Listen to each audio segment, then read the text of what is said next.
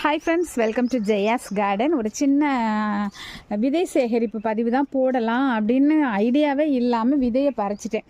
ஒரு சிவப்பு வெண்டை ஒரு 3 நம்ம விட்டுருந்தோம். கடைசி பார்த்தா அதில் 2 விதை உருவாயிட்டாங்க. ஸோ அந்த விதையை 2ஐயும் பறிச்சிட்டேன். 3வது இந்த வந்திருக்கு.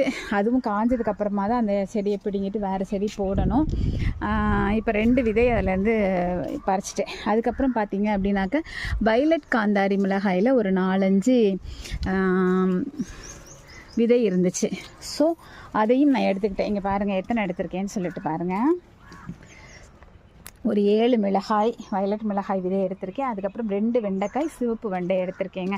இதெல்லாம் அடுத்து ஒரு செட் மண்கலவை ரெடி பண்ணி அதுக்கப்புறமா நம்ம போட்டு விடணுங்க. அதுக்கப்புறம் இன்னொன்று விதை இருக்குது, அதையும் எடுத்துக்கலாம். வாங்க, இவங்க யார் சொல்லுங்க பார்க்கலாம். நம்மளை ஏங்க வச்சு தவிக்க வச்சவ தொட்ட உடனே பிடுங்கிட்ட. இப்போ மழையாக இருக்கா, டக்குன்னு இதெல்லாம் சேகரித்து வச்சுக்கணும், யாருக்காவது கொடுக்கணும்னா. இல்லைன்னு வச்சுக்கோங்க, இவங்க நம்மளை மாதிரி எத்தனை பேர் இதுக்காக ஏங்குறாங்களோ தெரியல. ஸோ அதுக்காகவாவது இவங்களெல்லாம் என்ன பண்ணணும் அப்படின்னா கட்டன்னு சேகரிச்சுக்கணும். குட்டிலேயே நிறைய காய்கள் வருது. இந்த காய்களை கூட சமைக்கலாமா என்னன்னு எனக்கு தெரியல.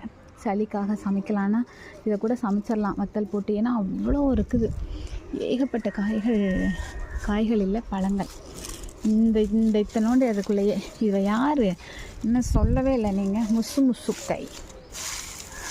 சரி, நான் ஆஃப் பண்ணிவிட்டு சேகரிக்கிறேன். நிறைய இருக்காங்க இதுக்குள்ளெல்லாம், சரிங்களா? ஸோ முசுக்காய் விதைகளையும் இப்போ நான் சேகரிச்சிட்டேங்க. ஓகே, பிடிச்சிருந்தா லைக் பண்ணுங்கள், ஷேர் பண்ணுங்கள், கமெண்ட் பண்ணுங்கள், மறக்காமல் சப்ஸ்கிரைப் பண்ணி சப்போர்ட் பண்ணுங்கள்.